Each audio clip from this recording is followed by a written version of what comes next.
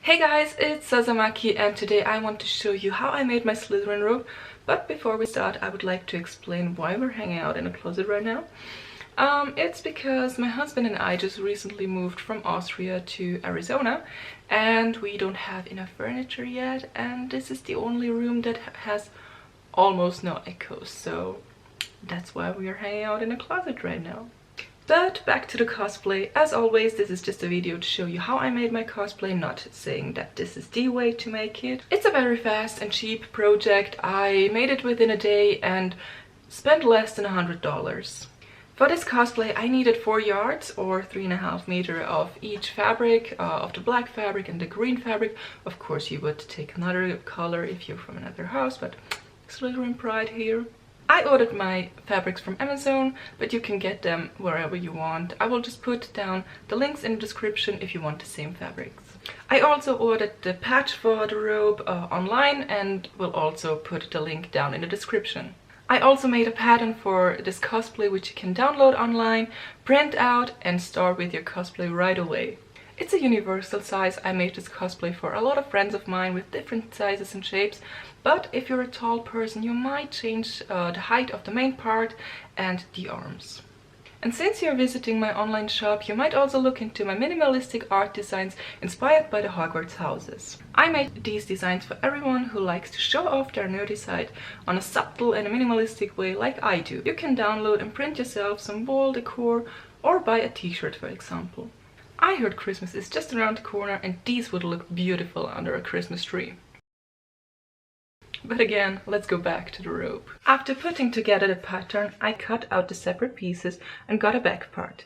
2 pieces for the front, the hood, 2 arm pieces, and pocket pieces that are optional. I started with the pockets by ironing the seam allowance. As you can see, I marked the seam allowance before, so it would be easier for me to iron it.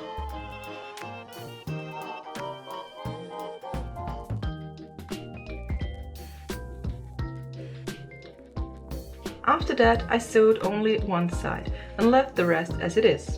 I laid down the front pieces and tried to figure out where I wanted to place the pockets and pinned them on.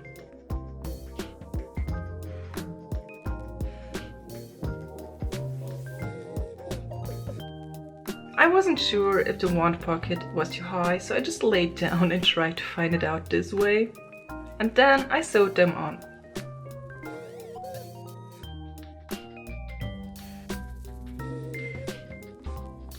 After finishing that step, I laid down the back piece and the front piece above, with the pockets inside. Notice that here are important marks on the pattern. I only sewed the pieces together to this mark, like this.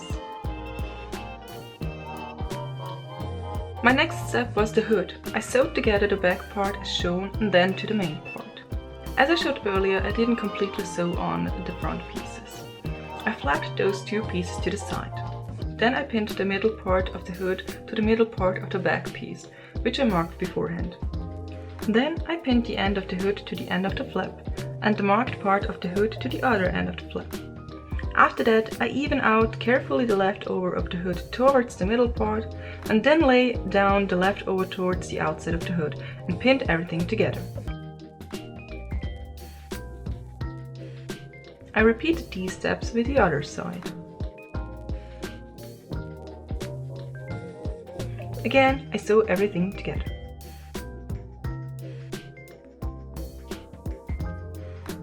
And this is how the flap looks like sewn together, which I believe gives a nice detail to the robe. After the hood, I sew on the arms to the main part.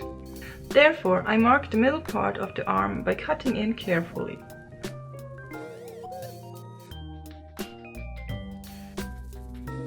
Then pinning it to the shoulder from the main part.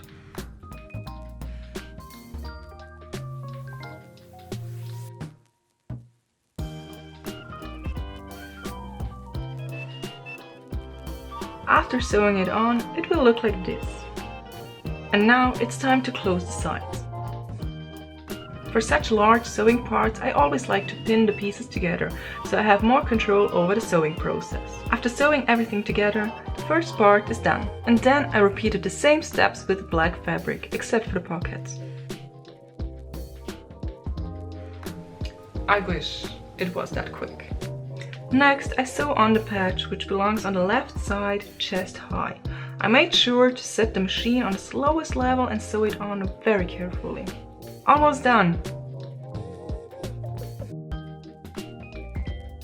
I sewed the black and the green robe together, right sides facing each other, but left one part open so I can turn the robe over.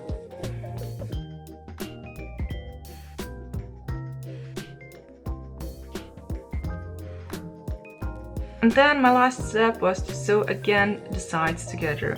This way I closed the open part and the transition from the green to the black fabric was more controlled and looked better.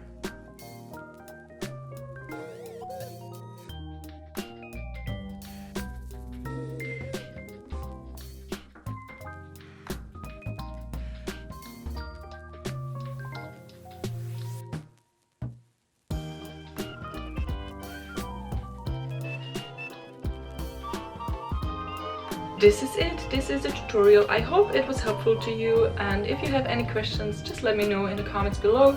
And don't forget to visit my shop, and see you next time.